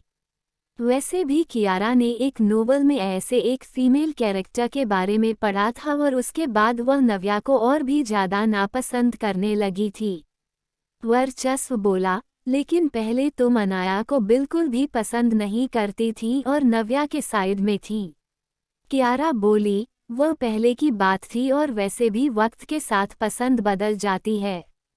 कियारा की बात ने वर्चस्व को एकदम से ट्रिगर कर दिया। उसने आईब्रोज सिकोड़ ली। तारांकन। वर्चस्व को क्या लगा कियारा की बात सुनकर? क्या कियारा की बात से वर्चस्व को सच में समझ में आ गया कि अब नव्या उसे पसंद करने लगी है? एपिसोड 244। वर्चस्व ने पहले कभी भी नव्या की बात की फिक्र नहीं की थी, लेकिन वह कंपनी ऑफिस जाते हुए रास्ते में इस बात को सोचने पर मजबूर हो गया कि लोग बदल जाते हैं और पसंद बदल जाती है। अजय, वर्चस्व ने कहा। अजय जो कि कार ड्राइव कर रहा था सडनली चौंक गया। उसे लगा कि जरूर पीछे से कुछ बड़ा प्रपोजल आने वाला है। उसने फौरन अपना सिर हिलाया और बोला, जी युवराज। वर्चस्व ने पूछा, तुम्हें क्या लगता है नव्या मेरे बारे में क्या सोचती है? अजय बोला, युवराज मैं मिस आहूजा को बहुत अच्छे से नहीं जानता, इसलिए मुझे नहीं पता कि वह आपके बारे में क्या सोचती हैं। जैसे ही अजय ने अपनी बात खत्म की उसने रियर व्यू मिरर में देखा कि वर्चस्व उसे ऐसी नज़रों से देख रहा है जैसे अभी जलाकर रख कर देगा। वर्चस्व घूरते हुए बोला, जब तुम्हें नहीं पता तो फिर मुझे तुम्हारी क्या ज़रूरत है? मैं तुम्हें लाखों रुपए की सैलरी क्यों देता हूँ? अजय ने तुरंत अपने वर्ड्स मैनेज किया और बोला, लेकिन युवराज बिजनेस वर्ल्ड में हो या इंटरनेट, सब पर ऐसा कहा जाता है कि आपके और मिस आहूजा के बीच वह। कहते कहते अजय रुक गया। वर्चस्व बोला, क्या हुआ? क्या तुम्हारी लैंग्वेज खराब हो रही है? क्या तुम्हें दोबारा किंडरगार्टन में एडमिशन लेने की ज़रूरत है? हालांकि वर्चस्व समझ सकता था कि अजय क्या कहना चाहता है। कुछ चीज़ें सच में इतनी बुरी थी जिन्हें कोई भी साफ साफ नहीं बोलना चाहेगा और स्पेशली वर्चस्व के सामने तो बिल्कुल भी नहीं कह सकता था। अजय ने मन ही माना भरी और सोचा, आजकल किसी का असिस्टेंट बनना सच में बहुत मुश्किल काम है। नव्या बेमन से अपने घर लौट आई थी। वह जैसे ही एयरपोर्ट पर उतरी उसे फैंस और रिपोर्टर्स ने घेर लिया। नव्या फैशन इंडस्ट्री से बिलोंग करती थी, इसके अलावा आहूजा फैमिली की बेटी थी और फिर उसका वर्चस्व के साथ रिलेशन को लेकर भी खूब हंगामा हुआ था। इसलिए रिपोर्टर्स सबसे तरह तरह के सवाल पूछने लगे। तारांकन। अनाया फैशन पैराडाइज कंपनी के ऑफिस में आ गई। उसने last time Paris fashion week के लिए जो इंटरव्यू दिया था उसके रिजल्ट आ गए थे और अनाया का रिजल्ट बहुत अच्छा था। उसे बहुत सारे ब्रांड और शो के लिए ऑफर मिले थे। रूबी ने अनाई के लिए कई अच्छे शो सिलेक्ट किया। जब अनाया रूबी के केबिन में पहुंची तो रूबी एक वीडियो देख रही थी जिसमें बॉडीगार्ड्स के ग्रुप ने नव्या को घेर रखा था। उसके साथ एक हैंडसम और डिसेंट शख्स दिखाई दे रहा था जो नव्या के साथ बहुत क्लोज था। उसने एक डिजाइनर सूट पहना हुआ था और ब्रांडेड लेदर शूज पहने हुए थे। देखकर ही लग रहा था कि वह बहुत हाई प्रोफाइल पसंद है। अनाया ने देखा कि जब रूबी उसे देख रही है तो उसकी नज़रें बिल्कुल भी नॉर्मल नहीं थी। उसने पूछा, क्या तुम उसे जानती हो? रूबी ने वीडियो बंद कर दिया और स्माइल पास करते हुए बोली, वह मेरा एक्स मंगेतर है। अनाया शॉक्ड हो गई और बोली, मैं तुम्हारे और करण के बारे में सुना है। रूबी बोली, मेरा और करण का कोई रिलेशन नहीं था, हम सिर्फ अच्छे दोस्त थे। जहां तक इसकी बात है तो यह एक बेवकूफ़ इंसान है। रूबी के एक्सप्रेशन बता रहे थे कि वह अपने एक्स मंगेतर के बारे में बात नहीं करना चाहती थी। इसलिए अनाया ने भी कोई और सवाल नहीं किया और चुपचाप अपना मुंह बंद कर लिया। कंपनी से बाहर निकलने के बाद अनाया रूबी जो वीडियो देख रही थी उसे ओपन करने से खुद को रोक नहीं पाई और उसने वह वीडियो ओपन कर लिया। तभी उसे लगा कि रूबी का एक्स फियांसे कुछ उसके जैसा दिखता है और जब उसने करीब से देखा तो उन दोनों के फेस में इतनी ज़्यादा सिमिलरिटी थी कि अनाया हैरान हो गई। उसने जब नीचे देखा तो उसे पता चला कि वो आहूजा फैमिली का बड़ा बेटा और नव्या का बड़ा भाई रचित आहूजा है। अनाया को समझ में नहीं आया कि क्यों उसका फेस रचित से मिलता है। आखिर उसका और नव्या का फेस भी तो आपस में काफी मिलता था। एक पल के लिए अनाया के दिल में डाउट आया कि क्या उसका और रचित का ब्लड रिलेशन हो सकता है। लेकिन इसके तुरंत बाद ही अनाया ने सोचा कि यह सिर्फ कोइंसिडेंट होगा और उसने फौरन अपने माइंड से झटक कर ये थॉट बाहर निकाल दिया। वैसे भी वह नव्या जैसी लड़की के साथ कोई भी रिलेशन नहीं रखना चाहती थी। हालांकि यह थोड़ा अजीब था कि रूबी का मंगेतर नव्या का सगा भाई था और इस हिसाब से देखा जाए तो रूबी नव्या की भाभी बन ही गई थी। लेकिन यह अलग बात थी कि रूबी को नव्या की सूरत देखना भी पसंद नहीं था।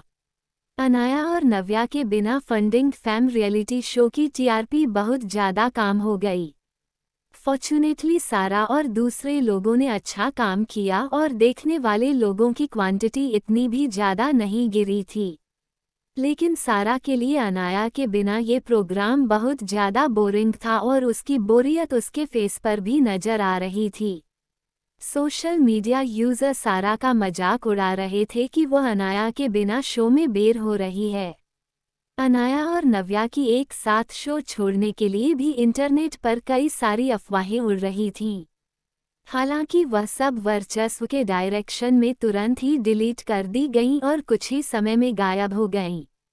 तारांकिन अनाया पेरिस फैशन वीक के लिए यूरोप जा रही थी। यह सुनते ही वर्चस्व ने अपना मुंह बिगाड़ लिया, स्पेशली जब अनाया ने कहा कि वह 15 दिनों के लिए जा रही है।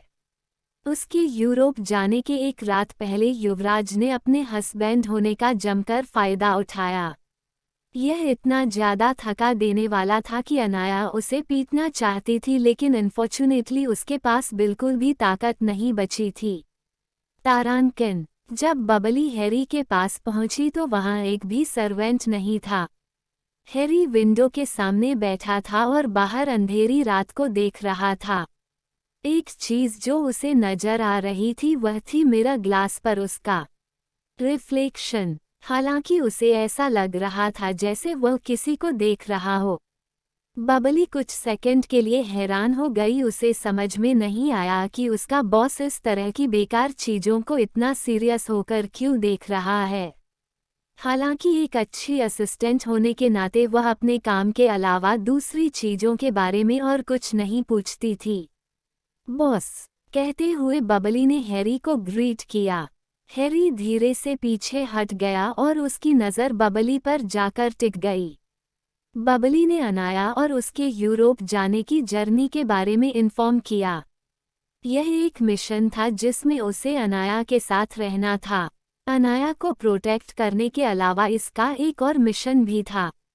हैरी अनाया की पर्सनल लाइफ में कोई भी इंटरफेयर नहीं करना चाहता था, लेकिन इसका मतलब ये बिल्कुल नहीं था कि वह अनाया को अपनी नज़रों से दूर कर देगा।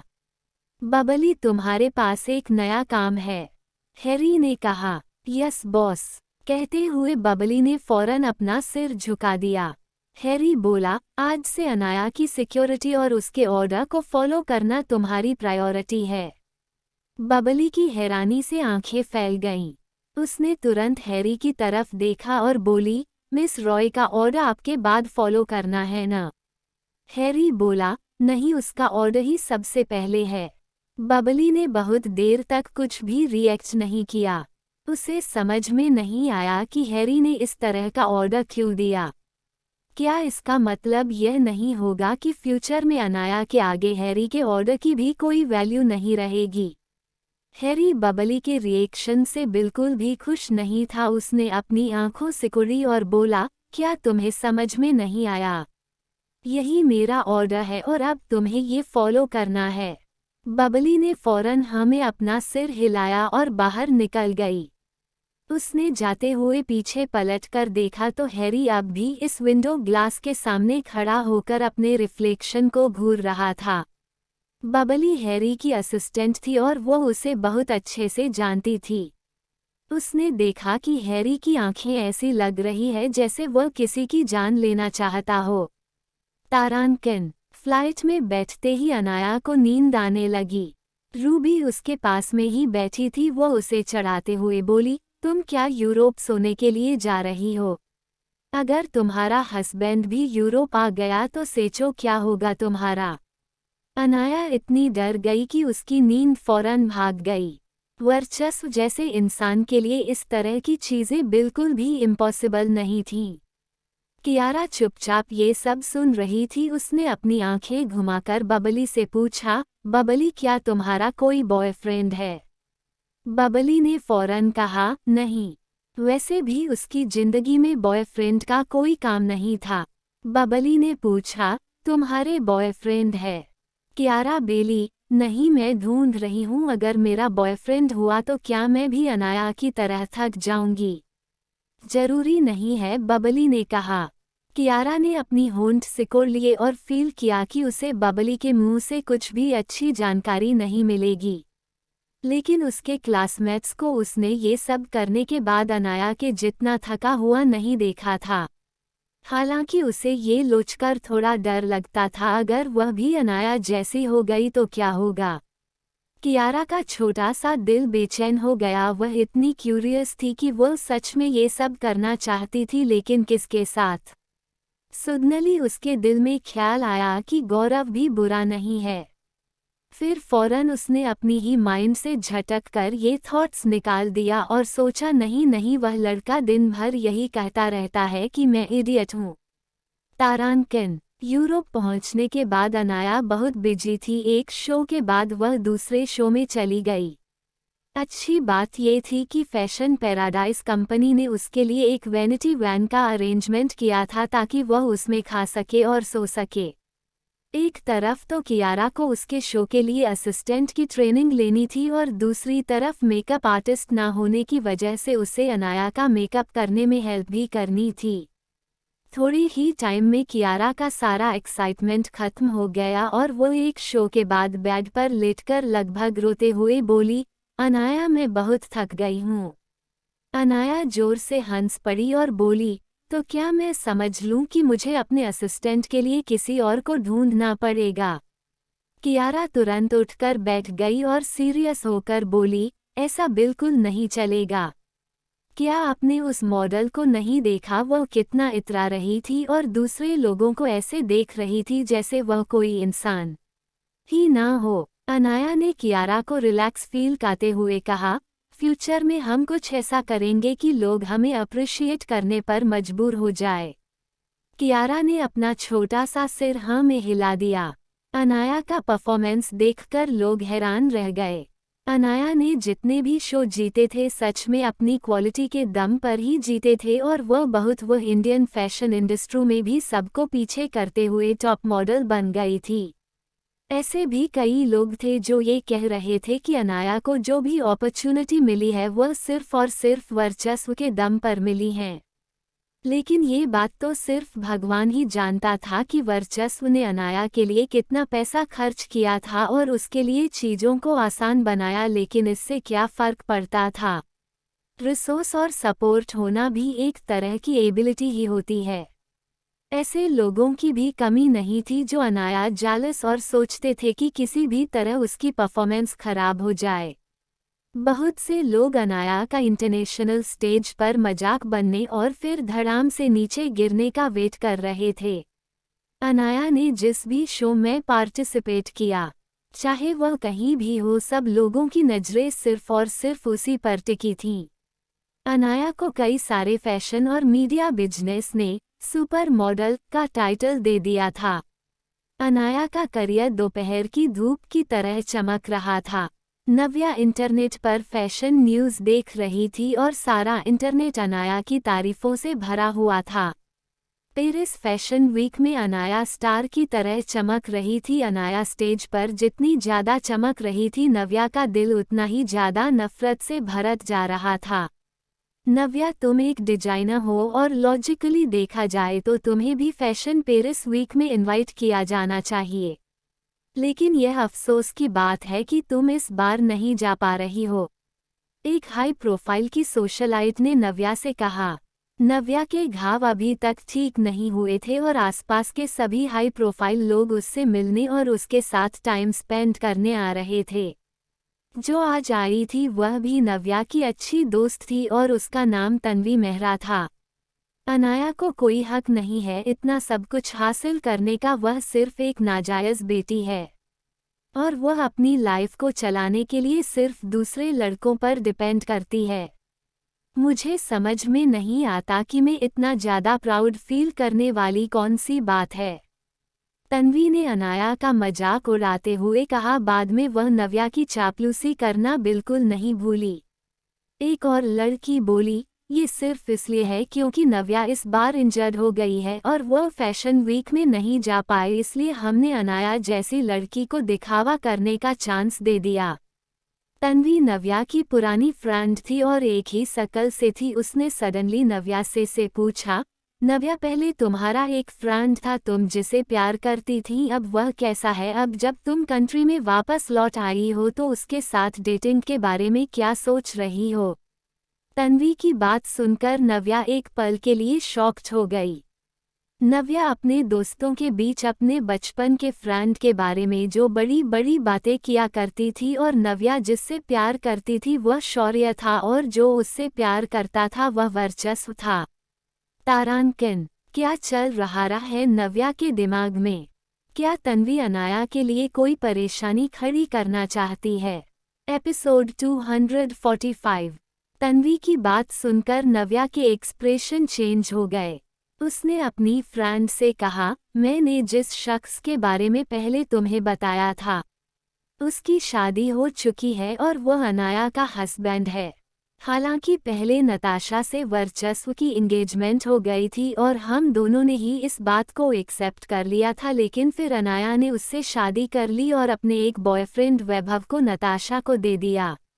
नव्या ने ये बिल्कुल भी नहीं बताया कि उसने अपना टारगेट चेंज कर लिया। वह पहले शौर्य से प्यार करती थी और वर्चस्व उसे पसंद करता था। नव्या की बात सुनकर तन्वी की हैरानी से आंखें फैल गईं। वह गुस्से से चीखते हुए बोली, मैंने कभी सोचा भी नहीं था कि इतनी भोली भाली दिखने वाली अनाया इतनी घटिया और शातिर लड़की होगी। नव्या ने सैड सा फेस बनाते हुए बोली, मेरा पैर अनाया को बचाने की वजह से इंजर्ड हुआ है। मुझे हॉस्पिटल में रेस्ट करना चाहिए था। अनाया नहीं चाहती थी कि वर्चस्व मेरा ख्याल रखें, इसलिए वर्चस्व ने मुझे वापस भेज दिया। जब मैं वापस आई तो मेरे पैर से फिर से ब्लड निकलने लगा था। तन्वी का पूरा बदन गुस्से से जलने लगा। उसने कहा, अनाया की हिम्मत कैसे हुई तुम्हारा बॉयफ्रेंड तुमसे छीनने की? वर्चस्व तुम्हारा बचपन का दोस्त है, उस पर पहला हक तुम्हारा है। जब नव्या के पेरेंट्स वहां आए तो तन्वी ने उन्हें भी यह बात बता दी कि नव्या को चोट कैसे लगी। यह सुनते ही उसके पेरेंट्स गुस्सा हो गए और उन्होंने कहा कि आज नहीं तो कल हुआ अनाया को इस बात का सबक जरूर से कहेंगे। तारांकिन, अनाया के पास अपने काम से फ्री होकर 2 दिन का टाइम था। वर्चस्व ने उसे बिल्कुल भी निराश नहीं किया और उससे मिलने के लिए यूरोप आ गया। अनाया ने लाइट मेकअप के साथ एक लिमिटेड एडिशन वाली खूबसूरत सी ब्लैक कलर की ड्रेस पहनी हुई थी। जैसे ही वह वापस आई उसने लॉबी के सामने एक हैंडसम सी पर्सनैलिटी वाले शख्स को खड़ा देखा। उसने डार्क ब्राउन कलर का कोट पहना हुआ था और चुपचाप विंडो से बाहर देख रहा था। जैसे ही उसने आवाज़ सुनी वो पलट गया। उसके फेस पर हमेशा की तरह कोल्ड एक्सप्रेशन थे, लेकिन उसकी आंखों में अनाया के लिए एक अलग सा अपनापन और अनाया को सामने देखने की खुशी थी। आप कहते हुए अनाया ब्लैंक हो गई। उसे समझ में नहीं आया वह क्या कहे। वर्चस्व धीरे से आगे बढ़ा और बोला, क्या मैं यहाँ नहीं आ सकता? मैसेज सिंह, आप हमेशा अपने हस्बैंड को देखकर ऐसे सरप्राइज्ड क्यों हो जाती हैं? ये बात और थी कि वर्चस्व अनाया को सरप्राइज देने ही आया था। रूबी और बबली जो एक साथ चल रहे थे, उनने तजब अपनी आंखों के सामने दो लव बर्ड्स को देखा तो उन्होंने चुपचाप निकल जाने का ऑप्शन चूज कर लिया। सिर्फ कियारा ही अपने भाई को देखकर ओवर एक्साइटेड हो गई और वह चाहते हुए बोली, भाई क्या आप स्पेशली अनाया से मिलने आए हैं? बबली ने अपनी आंखें घुमाई और मन ही मन सोचा, तो क्या वह अपनी वाइफ को छोड़कर तुमसे मिलने आएगा? रूबी और बबली ने अनाया को बाई कहा। रूबी शॉपिंग करना चाहती थी जबकि बबली आसपास की चीजों को एक्सप्लोर करना चाहती थी। लेकिन कियारा को देखकर लग नहीं रहा था कि उसका कहीं भी जाने का कोई इरादा है। जब वर्चस्व ने अपनी इडियट बहन को देखा तो उसकी आईब्रो उछल पड़ी और बोला, तुम कहीं नहीं जा रही क्या? कियारा बोली, मैं कुछ दिनों से बहुत थक गई हूँ, इसलिए मैं रेस्ट करना चाहती हूँ। और वैसे भी मेरे कार्ड की लिमिट खत्म हो गई है और मेरे पास अब खर्च करने के लिए पैसे नहीं बचे। वर्चस्व ने अपनी पॉकेट से एक गोल्डन कार्ड निकाला और कियारा की तरफ बढ़ाते हुए बोला, जाओ और जाकर खूब सारी शॉपिंग करो। कियारा की हैरानी से आंखें फैल गईं। उसकी पिछले कुछ दिनों की टायर्डनेस गोल्डन कार्ड देखकर ही हवा हो गई थी। उसने बिना किसी हेसिटेशन के फौरन कार्ड ले लिया और बोली, थैंक यू भाई। अनाया ने थोड़ी फिक्र भरी नज़रों से वर्चस्व की तरफ देखा और बोली, कियारा को इस तरह अकेले बाहर जाने देना सेफ है क्या? वर्चस्व बोला, कियारा यूरोप से बहुत ज़्यादा फैमिलियर है और क्या वह पहली बार बाहर अकेले जा रही है क्या? वर्चस्व को समझ में नहीं आता था कि उसकी वाइफ हमेशा दूसरे लोगों की फिक्र क्यों करती रहती थी। उसे सिर्फ उसकी फिक्र करनी चाहिए। अनाया की हरकतें देखकर अब सडनली वर्चस्व का मन बदल गया था। अब उसे बेटी नहीं चाहिए थी। अगर उसकी एक बेटी हो गई तो अनाया के पास फ्यूचर में उसका ख्याल रखने के लिए टाइम नहीं होगा। वर्चस्व की बात सुनकर अनाया सेटिस्फाई हो गई। वह जानती थी कि कियारा उसकी बहन है और वो उसकी सिक्योरिटी के साथ कभी भी कोई कॉम्प्रोमाइज़ नहीं करेगा। अनाया ने अपार्टमेंट का डोर ओपन किया और पूछा, यूवी क्या आप अकेले आए हैं? आपके साथ अजय या मोंटी में से कोई भी नहीं आया? वर्चस्व ने कोई जवाब नहीं दिया और अंदर आ गया। अपार्टमेंट बहुत छोटा था। नीचे एक लिविंग रूम था और ऊपर बेडरूम था। सामने एक बड़ी सी विंडो थी जिससे बाहर का खूबसूरत सा नज़ारा देखा जा सकता था। अपार्टमेंट में आते ही वर्चस्व की आईब्रोज सिकुड़ गईं। ये पूरा अपार्टमेंट उसके स्टडी रूम से भी बहुत छोटा था। वर्चस्व के एक्सप्रेशन देखकर अनाया समझ चुकी थी कि उसके दिमाग में क्या चल रहा है। उसने अपना हैंडबैग नीचे रखा और बोली, युवराज वर्चस्व प्रताप सिंह, यह अपार्टमेंट इतना भी बुरा नहीं है। ये रूबी ने रेंट पर लिया है और उसकी एक फ्रेंड का है। इसके अलावा मैं तो मोस्टली बिजी ही रहती हूँ और आकर बेडरूम में सो जाती हूँ। वर्चस्व बोला, मिसेज सिंह आप के ग्रुप ऑफ कंपनी के फाउंडर और सीईओ की वाइफ हैं। क्या आप सच में इतने छोटे अपार्टमेंट में रहना डिजर्व करती हैं? अनाया ने वर्चस्व की तरफ देखकर अपनी आंखें घुमा लीं और ऊपर बेडरूम में चेंज करने चली गई। बेडरूम सेकंड स्टोरी पर था और सिर्फ अनाया ही इस अपार्टमेंट में रहती थी, इसलिए उसने विंडो के पर्दे नहीं लगा रखे थे। वर्चस्व नीचे खड़े होकर अपनी वाइफ को कपड़े चेंज करते हुए इजीली देख पा रहा था। जैसे ही अनाया ने अपने कपड़े उतारे, उसकी मिल्की वाइट स्किन वर्चस्व की आंखों में चमकने लगी। वर्चस्व की आईब्रो पर चढ़ गई और कुछ सेकंड बाद उसे एहसास हुआ कि उसका दिल जोर जोर से धड़क रहा है। अनाया को नहीं पता था कि कोई ताक झांक करने वाला शैतान उसे चेंज करते हुए देख रहा है। इससे पहले कि अनाया चेंज करके नीचे आती, वर्चस्व ऊपर पहुंच गया।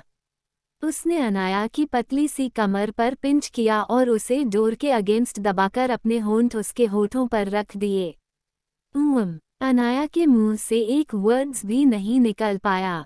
जी भरकर जब वर्चस्व ने उसे चूम लिया तो वर्चस्व ने अनाया के होठों से अपने होंठ हटा लिया। मत करिए, अनाया ने उसके सीने पर हाथ रखकर उसे धकेला, लेकिन 1 इंच भी नहीं हिला पाई। वर्चस्व ने अपना सिर अनाया की गर्दन में दबा दिया।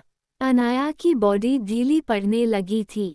वह वर्चस्व को धकेलने की पूरी कोशिश कर रही थी। अनाया बोली, प्लीज वर्चस्व छोड़िए मुझे, चलिए बाहर घूमने चलते हैं। वर्चस्व ने अनाया की चिन पर पिंच किया और अपनी आंखों को सिकोड़ते हुए बोला, क्या कहा तुमने मुझे? अनाया शॉक्ड रह गई। उसे समझ में नहीं आया वह क्या कहे। वर्चस्व उसे निक नेम से बुलाने के लिए इतनी इंसिस्ट क्यों करता है? अनाया फौरन हड़बड़ाकर बोली, यूवी। ये सुनकर वर्चस्व के फेस पर सेटिस्फैक्शन से भरी स्माइल आ गई। अनाया फिर बोली, चलो बाहर घूमने चलते हैं। वर्चस्व की आईब्रो सिकुड़ गई हैं।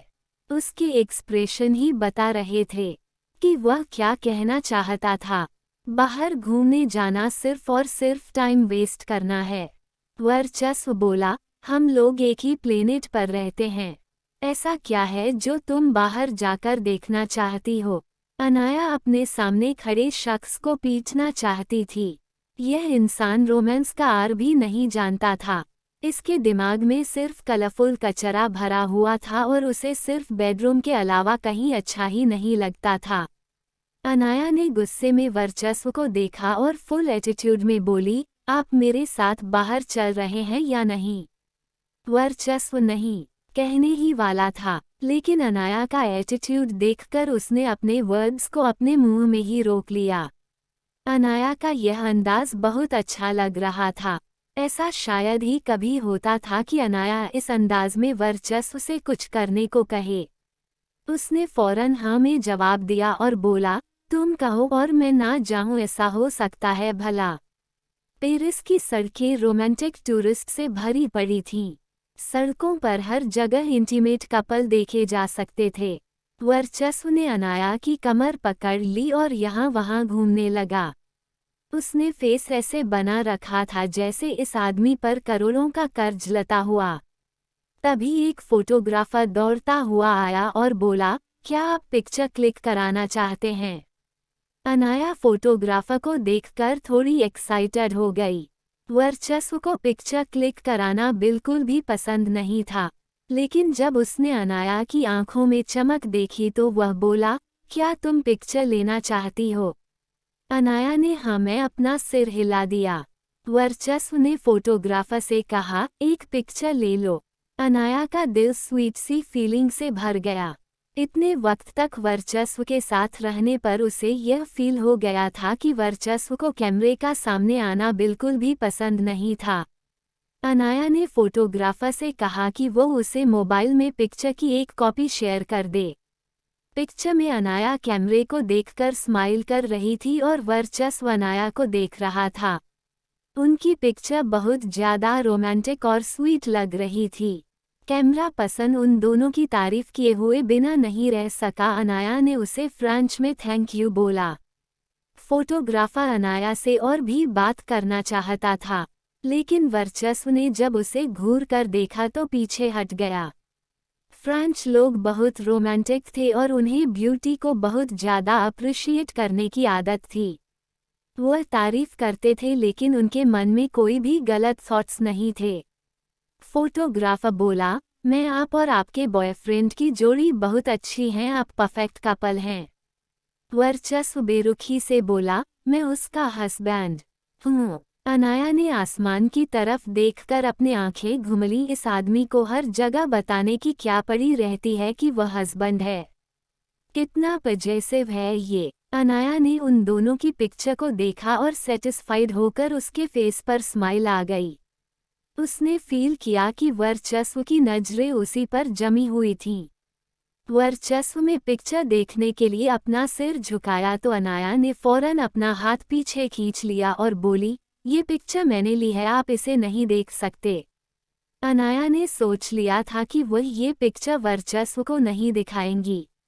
उस पिक्चर में वह दोनों बहुत रोमांटिक कपल की तरह लग रहे थे और अनाया को थोड़ा एम्बेरस वाली फीलिंग आ रही थी। आसपास बहुत सारे कपल घूम रहे थे और उन्हें एक दूसरे का हाथ पकड़ रखा था। वर्चस्व ने अनाया से पूछा, तुम और कहाँ जाना चाहती हो? अनाया बोली, मैं सेन रिवर के ब्रिज पर जाना चाहती हूँ। वर्चस्व ने अपनी सिकुड़ी और पूछा, ऐसा क्या है वहाँ? वर्चस्व को ऐसी चीजों में कोई इंटरेस्ट नहीं था, लेकिन जब अनाया की बात आती थी तो वह इस तरह की चीजों को इंटरेस्ट के साथ जानना चाहता था।